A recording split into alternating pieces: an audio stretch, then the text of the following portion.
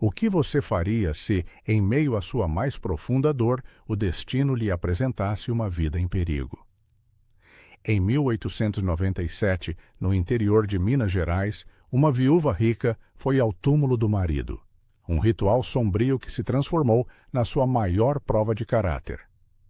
Ela encontrou uma criança faminta e sozinha, e o que ela fez a seguir desafiou todas as convenções sociais da época. Essa história de recomeço tardio vai dividir sua opinião, mas antes que a jornada comece, se inscreva no canal e deixe seu like. O final desse relato é uma lição de que nunca é tarde para amar.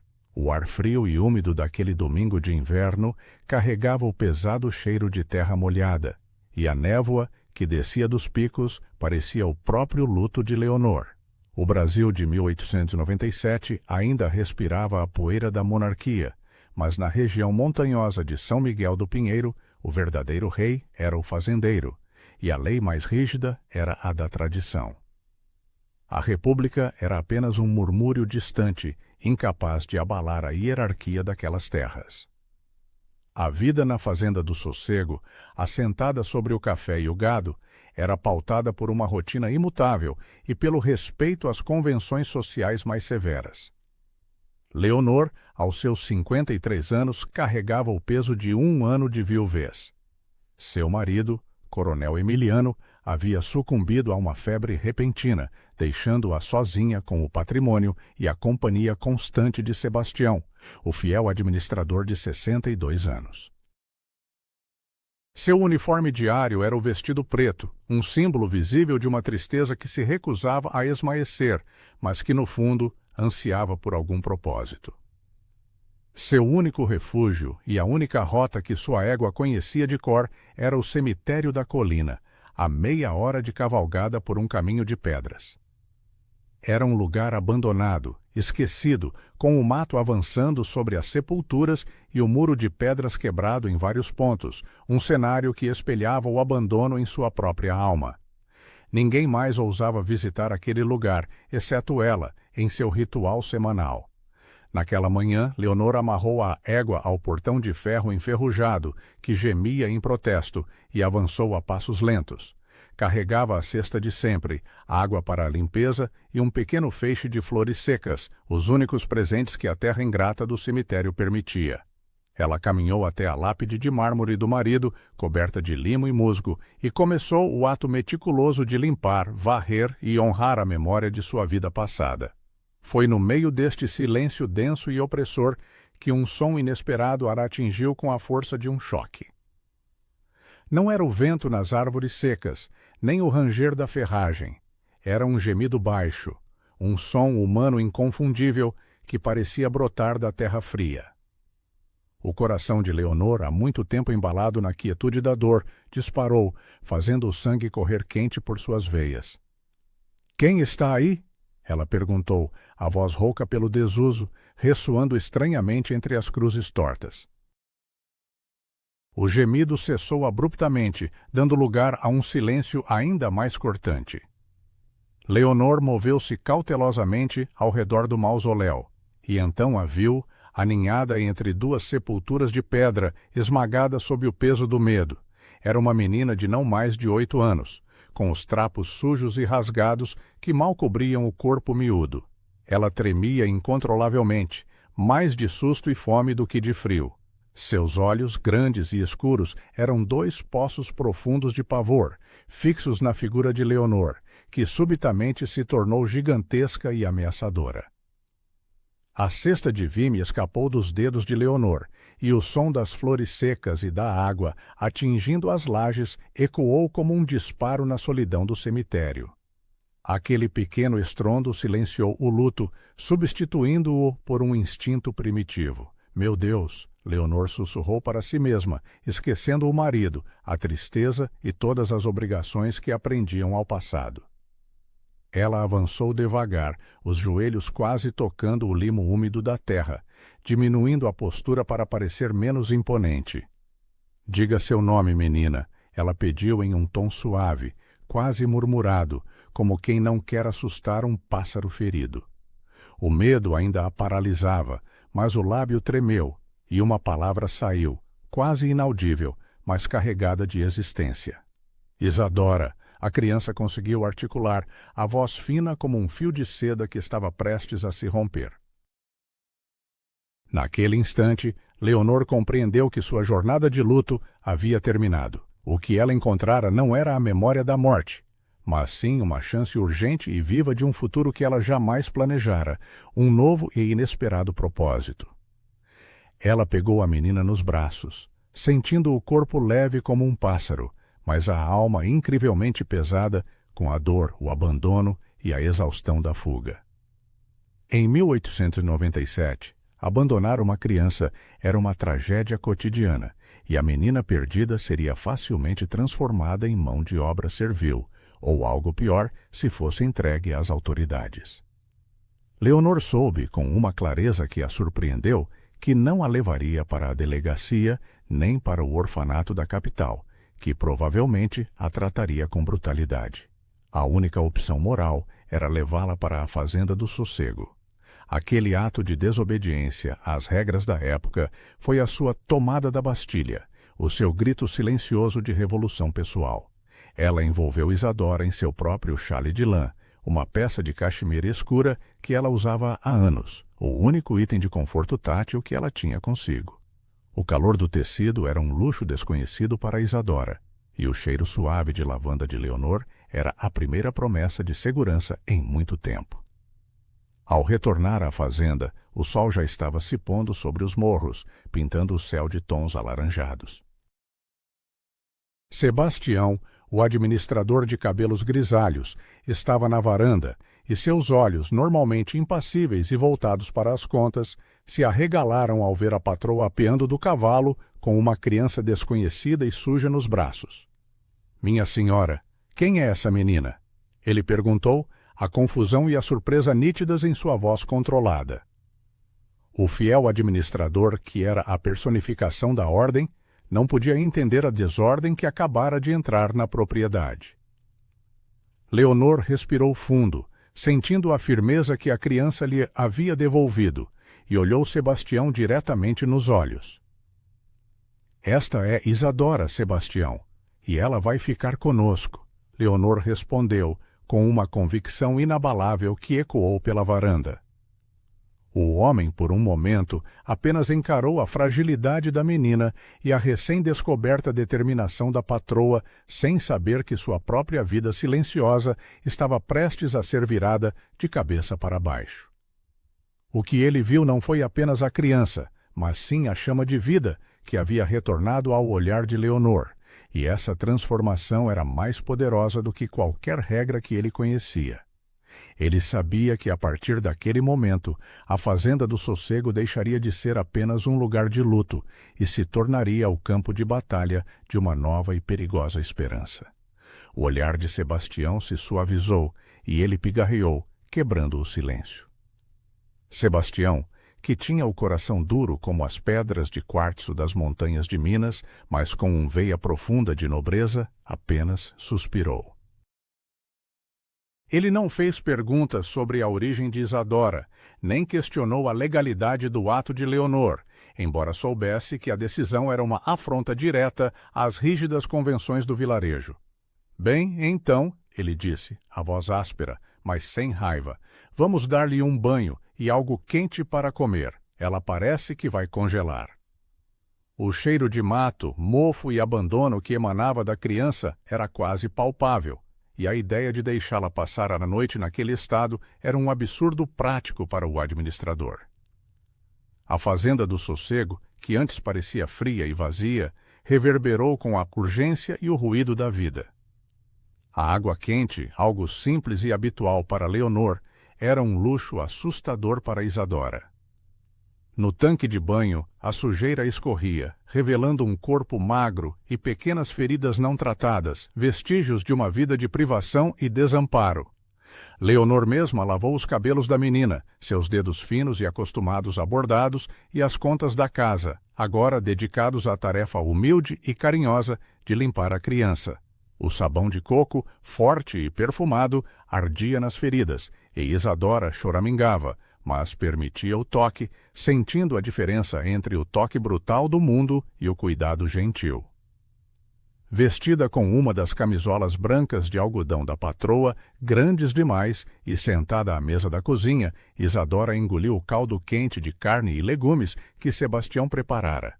O vapor do caldo aquecia a sala, mas o verdadeiro calor vinha do fogão a lenha, que crepitava alegremente no canto. Sebastião, de pé, observava a menina comer com uma voracidade silenciosa, e um fragmento de memória o atingiu. A imagem de sua própria esposa falecida anos atrás, e preparando caldos para os trabalhadores doentes. A visão da criança faminta acendeu uma dor antiga e uma inesperada ternura. Leonor sentou-se ao lado de Isadora, ignorando o jantar de Sebastião, e começou a pentear os cabelos da menina com uma escova de prata que pertencera à sua mãe. "Você não precisa ter medo aqui, minha querida", ela sussurrou, e a menina, com a boca cheia, apenas assentiu, seus olhos já menos assustados. O administrador, vendo que Leonor não estava mais preocupada com o marido morto, mas sim com a vida diante dela, percebeu que a brasa de sua patroa, antes coberta de cinzas de luto, havia reacendido. A presença da menina era uma mudança radical, uma invasão do futuro no santuário do passado. Na manhã seguinte, o sol de Minas banhou o vale com uma luz brilhante, e o riso de Isadora, enquanto ela brincava no pátio com o cachorro da fazenda, quebrou a melancolia que pairava sobre a fazenda do Sossego há mais de um ano. A menina corria, e o som de seus pequenos pés no chão de terra batida era mais audível e alegre do que qualquer sinfonia. Sebastião, que tinha se fechado após a morte da esposa, começou a sorrir novamente, um sorriso raro e contido, mas genuíno. Ele se viu ensinando Isadora a reconhecer as pegadas dos animais na lama e a nomear os pássaros que cantavam nas árvores mais altas. Sua rigidez se desfazia lentamente, como o gelo ao sol. Leonor, por sua vez, dedicou-se à educação da menina, algo incomum para as filhas de camponeses daquela época e região. Todas as tardes, na sala de estar, ela abria os velhos livros de seu marido e ensinava Isadora a traçar as letras, a decifrar as palavras, a ler sobre mundos que existiam além das montanhas. O ato de caridade inicial de Leonor se transformou em um amor genuíno e profundo, uma maternidade que a vida não havia lhe dado no tempo certo. Ela sentia que o vazio deixado por seu marido havia sido preenchido, não por outra pessoa, mas por um propósito de cuidar e nutrir.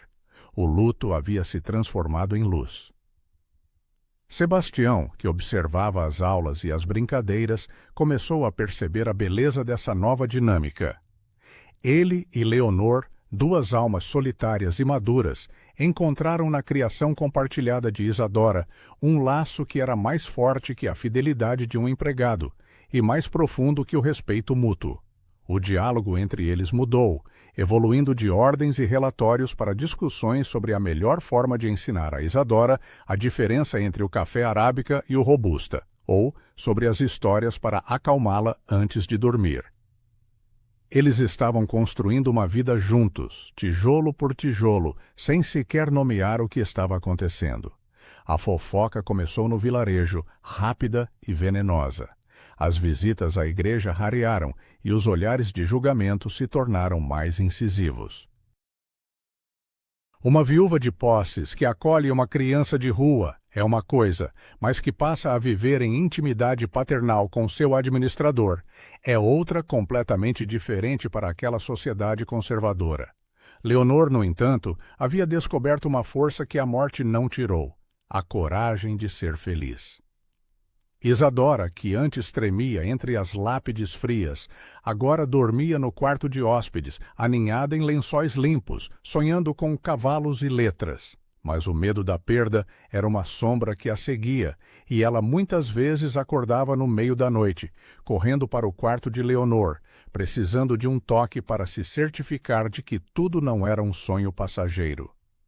Uma noite, enquanto Leonor a acalmava, Sebastião, que passava pelo corredor, parou na porta, observando a cena.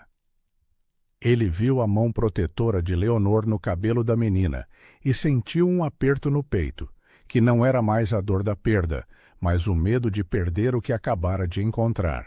Ele soube naquele instante que a felicidade tinha um nome e que essa felicidade dependia daquele pequeno ser e daquela mulher corajosa. Ele se aproximou da porta e murmurou: "Ela é uma criança de sorte, Leonor." Leonor levantou a cabeça e seus olhos se encontraram em um momento de pura compreensão mútua, a mais silenciosa e profunda confissão de que a Fazenda do Sossego era agora o lar deles, e não apenas uma propriedade. Mas o que aconteceria se a sociedade do vilarejo decidisse intervir e tirar Isadora deles? O sussurro da fofoca chegou à Fazenda do Sossego com a mesma rapidez com que o vento seco do sertão se espalha pela poeira das estradas. Leonor sentiu o peso da censura social na missa dominical seguinte. Os olhares das matronas do vilarejo, antes cheios de respeito reverente pela viúva do coronel Emiliano, agora carregavam uma mistura fria de escrutínio e malícia. O silêncio delas era mais ensurdecedor do que qualquer acusação pública, e Leonor sentiu o calor desconfortável subindo pelo colarinho de seu vestido de luto. A moralidade da época, em 1897, era um tecido fino e facilmente rasgável. Uma viúva de posses não deveria ter laços com a marginalidade, e muito menos abrigar em sua casa uma criança de origem desconhecida. A situação era intolerável para aqueles que acreditavam que a hierarquia social era uma ordem divina e inquestionável. A atmosfera do lar, antes iluminada pela risada de Isadora, começou a ser sombreada pela preocupação. Leonor temia que a qualquer momento alguma autoridade civil ou eclesiástica pudesse intervir, acusando-a de raptar a criança, ou pior, de abrigar um futuro problema social, ameaçando a recém-encontrada paz. Sebastião, embora fosse um homem de ação e não de palavras, percebeu a tensão na patroa e o desassossego nos olhos de Isadora, que, mesmo brincando, parava de repente, como se esperasse um castigo iminente. Ele sentiu que a ordem da fazenda, que ele tanto prezava, estava ameaçada por forças externas mais perigosas do que a estiagem ou uma praga. Uma tarde, enquanto Leonor revisava o inventário da colheita no escritório, Dona Efigênia, a esposa do tabelião da vila e a língua mais afiada de São Miguel, apareceu na propriedade sob o pretexto de oferecer pêsames tardios. O verdadeiro motivo, Leonor sabia, era inspecionar o ambiente e recolher munição para a fofoca. "Minha querida Leonor", disse Efigênia com um sorriso excessivamente doce, "essa pequena é uma criatura adorável, mas é preciso ter cuidado com as origens. Quem sabe o que a vida nas ruas lhe ensinou, não é mesmo? O sangue fala mais alto." O cheiro forte de lavanda de Efigênia parecia ácido no ar da sala. A frase atingiu Leonor como uma bofetada. Ela sentiu uma raiva fria, algo que não experimentava desde a morte do marido, mas se manteve firme. O medo de que a vila pudesse arrancar Isadora de seu lar a forçou a agir com uma astúcia que a viuvez não havia lhe tirado. Sebastião, que trazia um bule de café, parou ao ouvir a insinuação de Efigênia. Seus olhos se apertaram e ele se adiantou, colocando-se sutilmente entre as duas mulheres. O administrador, sempre silencioso e respeitoso, assumiu uma postura protetora, uma barreira de autoridade masculina que Efigênia não ousaria transpor. "Dona Efigênia", Sebastião interveio, a voz grave e calma, mas com uma autoridade que Leonor nunca lhe vira usar. "Isadora foi encontrada em terras da Fazenda do Sossego. Ela agora está sob a proteção desta casa e de Nossa Senhora. Seu passado não é mais assunto da vila, mas sim de Deus e da viúva." A intervenção foi brusca, e a esposa do tabelião encolheu os ombros, percebendo que não teria sucesso naquele dia. Ela se despediu apressadamente, sentindo-se derrotada pelo administrador e pela firmeza inesperada da viúva. Após a partida de Efigênia, Leonor olhou para Sebastião com gratidão e uma surpresa silenciosa. Obrigada, Sebastião. Sua lealdade é um bálsamo. Sebastião apenas limpou a xícara da visita e murmurou: Não é apenas lealdade, Leonor, é o que é certo. A honestidade simples e direta de suas palavras era um juramento mais forte do que qualquer documento assinado. Naquela noite, sob o brilho da lamparina a óleo, Leonor e Sebastião discutiram o futuro. A proteção que ele havia oferecido na frente da vila não seria suficiente a longo prazo. O próximo passo seria a denúncia formal, a interferência do juiz e a ameaça de perder Isadora para algum orfanato distante ou, pior, para uma vida de exploração. Precisamos dar a ela um nome, Sebastião, Leonor disse, traçando círculos nervosos na mesa de madeira maciça. Precisamos de uma família, de uma base que o vilarejo não possa desmantelar. Ela precisa de mais do que o nome do meu falecido marido. O administrador, que estava de costas, observando na escuridão da noite pela janela, virou-se lentamente. Ele entendeu imediatamente a gravidade e o risco da proposta não dita de Leonor. Em 1897, a união de uma viúva de posses com seu administrador não era apenas incomum, era um escândalo que custaria reputações e amizades. Casamento, Sebastião declarou, não como uma pergunta, mas como uma constatação de um destino inevitável. Sua voz não expressava desejo ou paixão, mas sim o reconhecimento de um imperativo moral e prático. Era a única forma de legitimar a nova família e fechar as portas da propriedade para a intromissão da vila.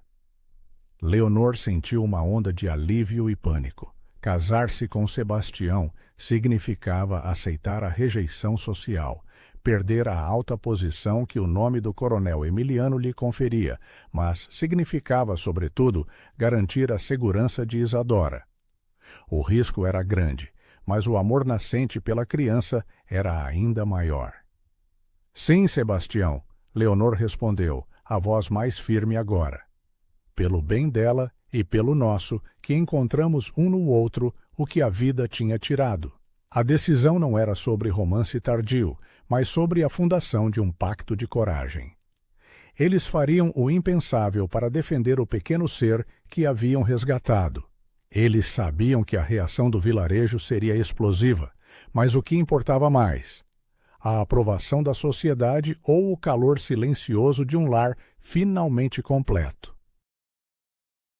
A certidão de casamento seria a armadura legal que protegeria Isadora, mas também a fronteira final que os separaria da vida que conheciam, um preço que estavam dispostos a pagar. Mas como eles anunciariam uma união tão chocante? E qual seria o primeiro grande preço a ser pago por essa escolha radical? A decisão de se casar, tomada na penumbra do escritório, pairava sobre a fazenda do sossego com a tensão de uma tempestade iminente. O primeiro a ser informado da intenção de Leonor e Sebastião não foi um vizinho ou parente distante, mas sim o padre Anselmo, o velho pároco de São Miguel do Pinheiro. Eles sabiam que a autoridade religiosa da época tinha um peso social maior do que qualquer decreto civil, e a bênção ou a maldição dele seria crucial para o futuro da nova família. A viagem até a vila foi feita em um silêncio carregado, com Leonor e Sebastião na charrete, enquanto Isadora ficou na fazenda, sob os cuidados da cozinheira. O cheiro de incenso e de cera de abelha da sacristia da igreja atingiu Leonor, evocando todas as convenções e obrigações religiosas que ela estava prestes a desafiar publicamente. Padre Anselmo, um homem pequeno e de olhos cansados, ouviu a confissão e a intenção do casal com uma paciência que disfarçava seu choque. Leonor explicou a necessidade de dar legitimidade a Isadora e a impossibilidade de manter a criança segura sob o constante escrutínio da vila e sem um nome de família reconhecido.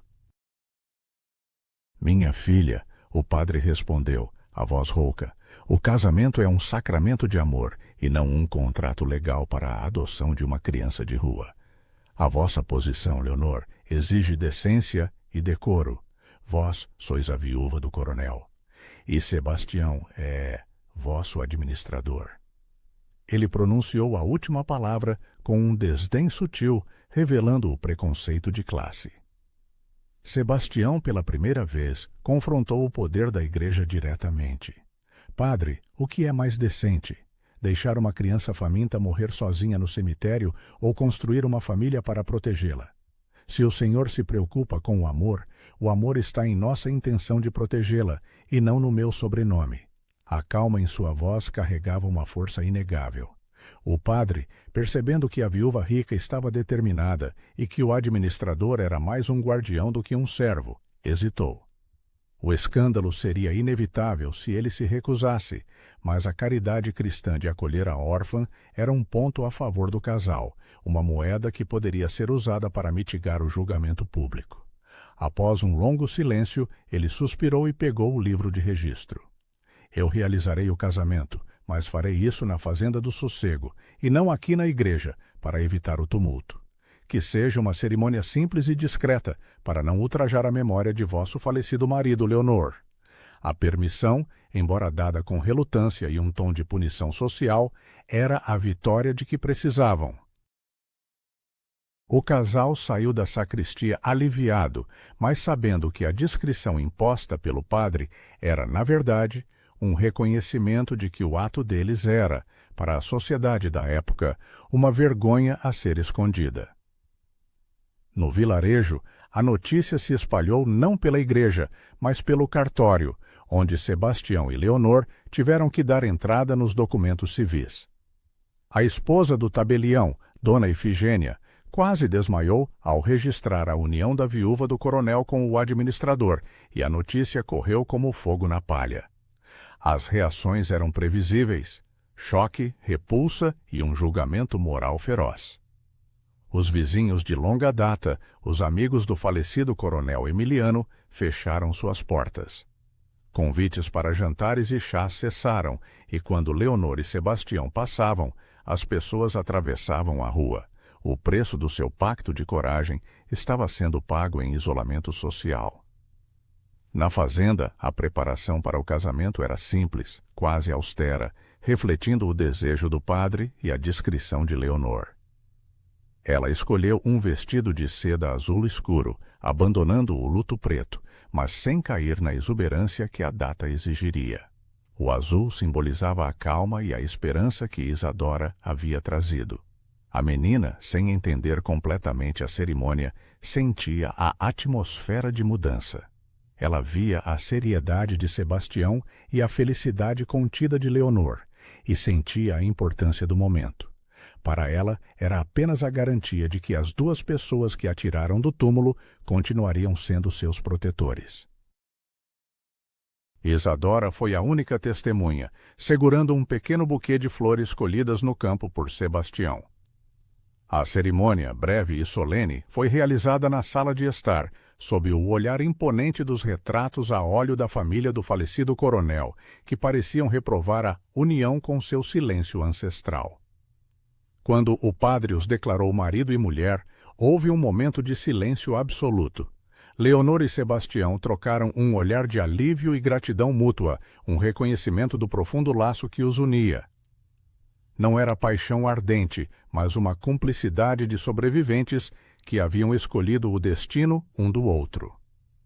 A partir daquele dia, Isadora seria legalmente a filha adotiva de Sebastião e Leonor, e seu nome estaria protegido. Eles haviam erguido uma muralha legal e emocional contra o mundo, mas a batalha para ganhar o respeito da vila, ou mesmo a aceitação de sua nova vida, estava apenas começando. Qual seria o próximo desafio que a sociedade e o passado lhes reservariam?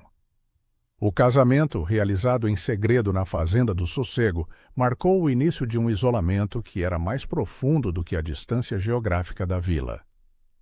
A sociedade de São Miguel do Pinheiro cortou todos os laços com Leonor, a antiga e respeitada viúva. Os convites cessaram, as visitas foram suspensas, e nos poucos encontros fortuitos na estrada, os vizinhos mal acenavam, tratando o casal como párias sociais que haviam desonrado o nome de uma família tradicional. Leonor sentia a dor do ostracismo, mas olhava para Sebastião e Isadora e encontrava neles uma razão para suportar o abandono. A vida a três na fazenda se tornou um microcosmo, um pequeno mundo autossuficiente, onde as regras eram ditadas pelo afeto mútuo e pela necessidade, e não pela hipocrisia da vila. Sebastião, agora legalmente o marido e coproprietário, e não apenas o administrador, assumiu seu novo papel com uma dignidade silenciosa. Sua preocupação passou a ser garantir que a fazenda prosperasse, não apenas pelo lucro, mas para prover um futuro sólido para Isadora, a quem ele já tratava como sua própria filha. Ele ensinava a menina sobre a terra, a diferença entre a sombra e o sol na plantação de café, o cuidado com os animais, a importância da chuva. Isadora absorvia o conhecimento com a curiosidade de uma criança que finalmente tinha um chão sob os pés, aprendendo a amar o campo que antes era apenas um refúgio de medo. Leonor, libertada da rígida vestimenta do luto e das expectativas sociais, dedicou-se a transformar Isadora em uma jovem instruída. As tardes eram preenchidas com lições de história, geografia e matemática, usando os poucos livros que o falecido coronel havia deixado em sua biblioteca empoeirada. O que se desenvolveu entre Leonor e Sebastião não era a paixão ardente da juventude, mas uma cumplicidade profunda. Eles se tornaram um time, unidos pela causa de Isadora, dormindo no mesmo quarto mais por conveniência e para a defesa mútua contra a solidão do que por um desejo voraz. O amor que sentiam era calmo, maduro e baseado no respeito.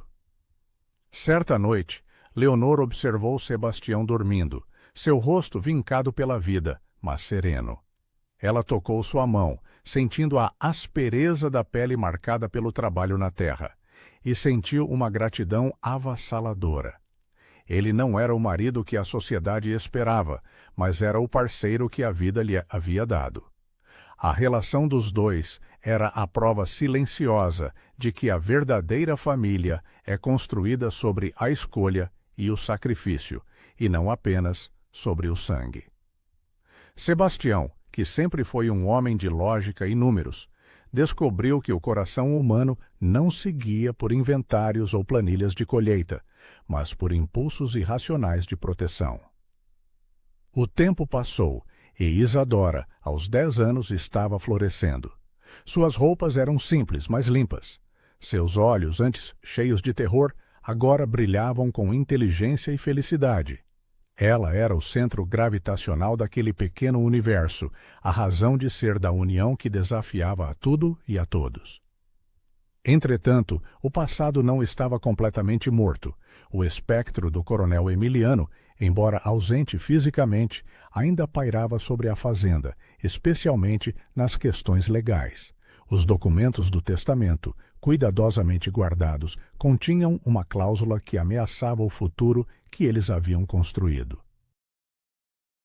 O testamento estipulava que se Leonor se casasse novamente e não tivesse herdeiros diretos, uma parte substancial da fazenda e das terras adjacentes deveria ser transferida para um sobrinho distante do coronel, um homem ambicioso e inescrupuloso que vivia na capital. Leonor havia esquecido essa cláusula na urgência de se casar com Sebastião. Agora, seu casamento e a legalização da adoção de Isadora, que não era herdeira de sangue, colocavam a Fazenda do Sossego em grave perigo, ameaçando o futuro que eles haviam lutado tanto para proteger. O sobrinho, Dr. Rodrigo, um advogado astuto, soube do casamento e, vendo uma oportunidade de ganho, preparou-se para viajar a São Miguel do Pinheiro. A fofoca da vila, que antes era apenas um incômodo social, agora se tornava uma ameaça legal e financeira. A chegada de Dr. Rodrigo à vila seria a primeira grande crise externa que o novo casal teria que enfrentar. Uma batalha legal que colocaria à prova a força de sua união e o estatuto de Isadora como filha. O silêncio do vilarejo estava prestes a ser quebrado por um ataque frio e calculado. Quando Sebastião descobriu a intenção de Dr. Rodrigo, ele percebeu que precisaria ir além de ser um bom administrador e marido. Ele precisaria ser um estrategista e um protetor feroz. O amor que ele sentia por Isadora e Leonor o impulsionava, mas como eles poderiam lutar contra um advogado de cidade grande e a lei? A chegada de Dr. Rodrigo a São Miguel do Pinheiro foi anunciada com a pompa e a ostentação de um abutre que pressente a fraqueza de sua presa. Ele se hospedou na única pensão decente da vila, vestindo ternos finos e falando com a arrogância da capital, deixando claro que sua visita não era social, mas estritamente de negócios. Seu objetivo era simples e cruel: executar a cláusula testamentária e tomar posse das terras da Fazenda do Sossego, deslegitimando o casamento de Leonor e Sebastião. Dona Efigênia, a esposa do tabelião, e outros membros da alta sociedade da vila, que haviam desprezado Leonor, agora se uniam a Rodrigo, vendo nele o instrumento da justiça social contra o que consideravam uma afronta à memória do coronel Emiliano. O casamento da viúva rica com o administrador era um erro que precisava ser corrigido legalmente. O advogado enviou uma notificação formal à Fazenda, exigindo a prestação de contas imediata e a apresentação da certidão de casamento e dos documentos de adoção da criança. A caligrafia elegante na folha de papel timbrado era uma ameaça fria e calculada, o primeiro ataque direto contra o lar que haviam construído. Sebastião, que tinha passado a vida lidando com números e a natureza, sentiu a frustração de enfrentar um inimigo que usava leis e palavras como armas. Ele sabia que a batalha não seria travada na força física, mas na sutileza do Código Civil, um campo de batalha desconhecido e perigoso para um homem do campo. "Precisamos de um advogado", Sebastião disse a Leonor, sua voz tensa. "Um bom, da capital, que entenda essas brechas. Não podemos confiar em ninguém da vila, pois todos estão contra nós ou têm medo de Rodrigo. Mas contratar um bom advogado era caro e exigia tempo. Tempo esse que eles não tinham. Leonor, sentindo o peso da ameaça em seu coração, abraçou Isadora com mais força. "Não podemos nos acovardar, Sebastião. Esta casa, esta terra, é tudo o que temos. E Isadora é a nossa responsabilidade. Se o preço do nosso amor for lutar contra o mundo, então lutaremos." Sua determinação era inabalável. Sebastião, então, teve uma ideia arriscada. Ele lembrou-se de um antigo amigo da juventude, um tabelião aposentado que vivia recluso em uma cidade vizinha, um homem de grande inteligência que conhecia as leis da terra e a mente dos fazendeiros melhor do que qualquer advogado da capital. A viagem para encontrá-lo seria longa e perigosa, exigindo que Sebastião deixasse Leonor e Isadora sozinhas na fazenda por vários dias, expostas à pressão e às possíveis ações hostis de Dr. Rodrigo. Era um risco que precisavam correr para obter o conhecimento necessário para a defesa. "Eu vou amanhã cedo", Sebastião declarou, pegando a velha espingarda e conferindo a munição, uma medida de precaução contra os perigos da estrada e os riscos inesperados. A fazenda estava isolada, mas a ameaça de Rodrigo era real e ele precisava proteger suas duas mulheres. Naquela noite, antes de partir, Sebastião sentou-se à beira da cama de Isadora, observando-a dormir. A menina apertava contra o peito o pequeno pedaço do xale de lã que Leonor havia usado para envolvê-la no cemitério, agora um talismã contra todos os males. Essa imagem reforçou sua coragem. "Eu voltarei logo", ele sussurrou para Isadora, passando a mão em seus cabelos. Ele sabia que estava lutando por mais do que terra e gado. Estava lutando pelo direito de Isadora ter um lar, um nome e uma vida sem o fantasma do abandono. O plano de Sebastião era simples: obter conselhos sobre como proteger a fazenda e a adoção de Isadora contra as táticas de Dr. Rodrigo. Ele precisava de uma brecha legal, uma cláusula ou um documento que o sobrinho do coronel tivesse negligenciado em sua ganância. Enquanto Sebastião se preparava para a jornada, Leonor se encarregou de lidar com a notificação de Rodrigo. Ela a leu e releu, buscando qualquer detalhe que pudesse ser usado como um ponto fraco, mas o documento era frio e legalmente impecável, focado apenas na anulação do casamento por má-fé. Ela sabia que a ausência de Sebastião seria vista por Rodrigo como um sinal de fraqueza e que ele tentaria se aproveitar da situação. O advogado provavelmente faria uma visita inesperada à fazenda, esperando intimidá-la em sua solidão. Leonor, no entanto, não era mais a viúva frágil de um ano atrás. Ela tinha a força de uma mãe defendendo sua cria e a determinação de uma proprietária rural que conhecia o valor de seu chão. Ela pegou a chave do armário de armas, preparando-se para a guerra psicológica que estava prestes a começar. Na manhã seguinte, Sebastião partiu ao nascer do sol, deixando a fazenda em um silêncio tenso. Leonor ficou na varanda, observando-o desaparecer na névoa, sentindo-se mais isolada do que nunca, mas sua mão apertava a chave. Ela esperaria por Rodrigo e estaria pronta para a batalha, mas como uma mulher sozinha e sem experiência legal enfrentaria um advogado traiçoeiro e sem escrúpulos. A ausência de Sebastião da Fazenda do Sossego foi o sinal que Dr. Rodrigo esperava para lançar o seu ataque psicológico e legal. Na tarde do segundo dia após a partida de Sebastião, Rodrigo chegou à fazenda em uma carruagem alugada, ostentando um terno de lã e um brilho frio nos olhos.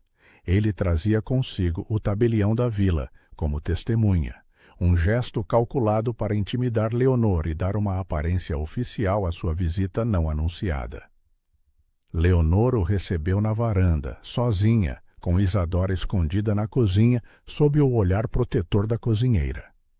Vestida com dignidade e com uma postura que refletia sua herança de proprietária de terras, ela não demonstrou medo, apesar da palpável ameaça na presença do advogado. Doutora Leonor, Rodrigo começou, forçando uma cordialidade falsa e desnecessária. Lamento esta visita, mas como sobrinho e herdeiro legítimo do coronel Emiliano, e na ausência de vosso marido, sou obrigado a iniciar a execução do testamento. Ele fez uma pausa dramática, saboreando a palavra marido com sarcasmo. Doutor Rodrigo, Leonor respondeu com voz firme, sem vacilar. O testamento de meu falecido esposo é claro, mas a Fazenda do Sossego continua sob minha administração. Vós não tendes autoridade para inspecionar ou executar coisa alguma sem uma ordem judicial formal. Eu vos recebo por cortesia, não por obrigação. A resposta foi mais astuta do que o advogado esperava. Ele esperava encontrar uma viúva frágil e intimidada, mas encontrou uma mulher que havia descoberto a própria força. O tabelião, que acompanhava Rodrigo, trocou um olhar de surpresa com Leonor, reconhecendo-a de autoridade na voz da patroa. Não seja ingênua, Leonor, Rodrigo retrucou, perdendo a paciência. Vós vos casastes com vosso empregado para fraudar a herança. Vossa união é uma farsa, e essa criança, essa bastarda que achastes, não tem direito legal algum. Eu vou tomar estas terras e a criança será levada para a casa de caridade. A menção a Isadora acendeu a fúria em Leonor. Ela sentiu o sangue ferver, mas manteve o controle. A defesa da criança era o motor de sua resistência.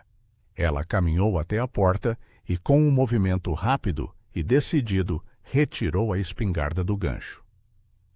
Doutor Rodrigo, Leonor disse, apontando a arma para o chão, mas deixando claro seu domínio da situação. Vós fizestes vossas acusações. Agora retirai-vos de minhas terras. Se ousardes tocar em um único papel, em um único animal, ou se vos aproximardes de Isadora, respondereis por vossas ações. A lei da terra aqui sou eu. A visão da espingarda e a determinação mortal no olhar de Leonor chocaram o tabelião e o advogado. Naquela época, a lei rural frequentemente era imposta à força pelos proprietários, e a ameaça de Leonor era real, respaldada pela solidão e pelo isolamento da fazenda. Rodrigo? Embora furioso por ser confrontado por uma mulher, percebeu o perigo. Ele havia subestimado a força de Leonor. Ele sabia que o confronto físico ali não lhe traria benefício algum, apenas um escândalo ainda maior na capital. Esta insolência não ficará impune, Leonor, ele sibilou, sua face vermelha de raiva.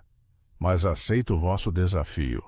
Apresentarei uma petição formal na capital exigindo a imediata anulação do vosso casamento e a custódia dos bens. A lei será o vosso juiz. Eles se retiraram apressadamente, o tabelião visivelmente aliviado por escapar ileso da situação. Leonor observou a carruagem desaparecer na poeira, o coração ainda batendo forte, mas com a satisfação amarga de ter defendido seu território com sucesso, ganhando tempo precioso para o retorno de Sebastião. Assim que a carruagem sumiu de vista, Isadora saiu de seu esconderijo, seus olhos arregalados, e correu para Leonor, abraçando suas pernas. Ele queria me levar, mamãe? Ela perguntou, a voz trêmula. Ninguém vai te levar, minha filha, Leonor respondeu, abraçando-a com o amor feroz de uma leoa. Ela guardou a espingarda, sentindo que a batalha havia saído da esfera social e entrado no campo da sobrevivência. A lei da capital era uma ameaça distante, mas a proteção de Isadora era o seu propósito mais imediato. A tensão permaneceu no ar, e Leonor sabia que a defesa precisava ser mais do que apenas coragem e uma arma. Ela confiava em Sebastião e no conhecimento que ele traria. O tempo estava se esgotando, e a próxima ação de Dr. Rodrigo seria decisiva. Como Sebastião voltaria e o que ele teria descoberto para lutar contra a lei? O sol ainda não havia nascido quando Sebastião regressou à Fazenda do Sossego, e o som dos cascos de seu cavalo foi o alívio mais puro que Leonor sentiu em dias de tensão sufocante. Ele não estava sozinho.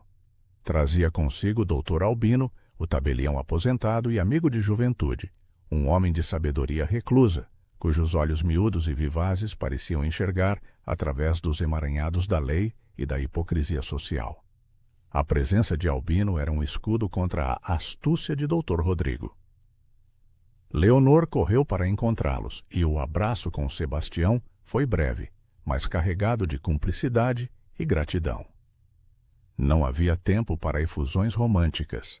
A guerra legal estava à porta, e eles precisavam se preparar para o inevitável confronto com o sobrinho ambicioso. Albino, sentado à mesa da sala de estar, examinou minuciosamente os documentos do testamento do coronel Emiliano, o ar cheirando a café forte e papel velho. Ele não era um advogado de tribunais, mas um notário que conhecia a fundo as nuances dos registros de terra e dos pactos de família. O Dr. Rodrigo tem razão em uma coisa, Albino começou, traçando linhas com o dedo em um parágrafo crucial do documento. O casamento anula a herança total, mas a lei exige a anulação do casamento por má-fé ou por contrariar a moralidade pública, e isso ele terá dificuldades de provar, especialmente após a bênção do padre Anselmo. O detalhe crucial, o plant que Sebastião havia descoberto, estava em uma cláusula obscurecida no registro da propriedade. Albino apontou para uma seção que especificava que, na ausência de herdeiros de sangue, a posse da fazenda só seria transferida se a viúva não estivesse envolvida em atos de extrema caridade e manutenção da honra da memória familiar. O coronel Emiliano, em um momento de ironia póstuma, havia especificado que, se a viúva dedicasse sua vida a um ato de caridade de grande vulto, ela manteria a propriedade. A adoção de Isadora, uma criança resgatada do abandono e do cemitério, se encaixava perfeitamente como um ato de extrema caridade. Se o objetivo do casamento é apenas legitimar um ato de caridade já consumado e não esconder a riqueza, Albino explicou, olhando para Leonor, então o vosso ato é a vossa defesa, Leonor. A vossa coragem anula a ganância dele, a caridade é a vossa armadura. A tensão se materializou na manhã seguinte, quando o Dr. Rodrigo, desta vez acompanhado de um oficial de justiça, retornou à fazenda, certo de que encontraria apenas uma viúva acuada e sem defesa.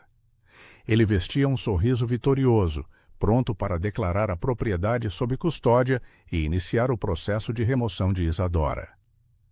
Dr. Albino, com sua aparência modesta e austera, aguardava-o na varanda, ao lado de Leonor, que irradiava uma calma renovada. Sebastião estava um passo atrás, um rochedo de apoio silencioso, com a presença imponente de quem conhecia seu lugar e seu valor. Dr. Rodrigo, Albino cumprimentou, a voz polida, mas com a autoridade inquestionável de quem dominava o assunto. Temos o prazer de vos informar que a vossa petição será refutada com base na cláusula de caridade do testamento. A vossa tia não agiu por interesse financeiro, mas sim por um imperativo moral e um ato de fé cristã. O advogado da capital ficou pálido.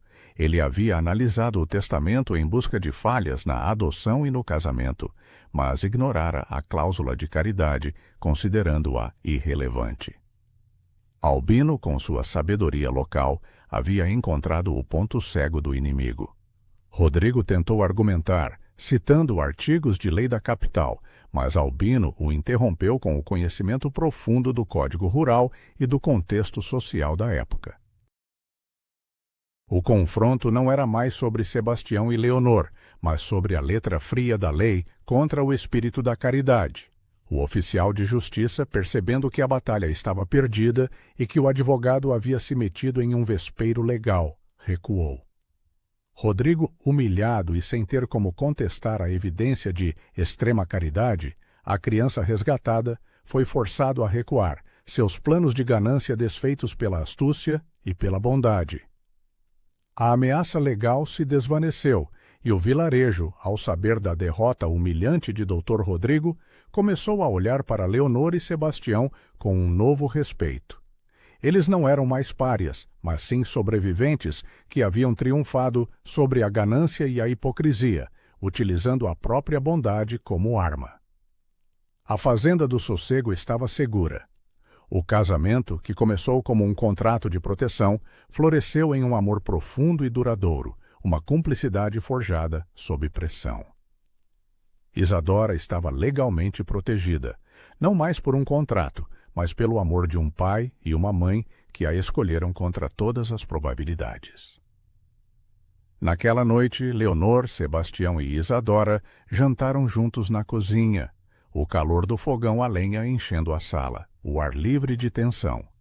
Isadora ria, contando sobre o dia, e Sebastião e Leonor sorriam, trocando olhares de gratidão. O lar estava finalmente completo e em paz, um legado de coragem construído tijolo por tijolo.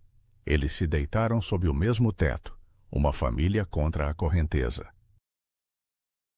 Isadora aconchegada em sua cama e no quarto ao lado, Leonor sentiu a mão de Sebastião sobre a sua, o toque áspero, mas seguro. Eles eram a prova viva de que a vida sempre oferece uma segunda chance, mesmo quando o mundo insiste em dizer que o fim já chegou. A vida de Leonor, que começou no luto solitário, e a de Sebastião, endurecida pela perda, encontraram seu renascimento no pequeno ser que tremia entre as sepulturas. Eles se tornaram, contra todas as expectativas daquela sociedade rígida e preconceituosa, companheiros, pais e, acima de tudo, felizes. Você já parou para pensar em quantas vidas poderiam ser transformadas se apenas tivéssemos a coragem de ignorar o julgamento da sociedade? O caso de Leonor e Sebastião é um espelho dessa questão. Um casal de meia-idade que se uniu não por paixão, mas por um ato radical de compaixão, e com isso descobriu o amor mais verdadeiro. O que você acha? Eles agiram por caridade ou por interesse em quebrar o testamento? Deixe seu comentário e a sua opinião, e não se esqueça de curtir e se inscrever no canal para mais histórias emocionantes como esta. Clica no próximo vídeo e vem comigo.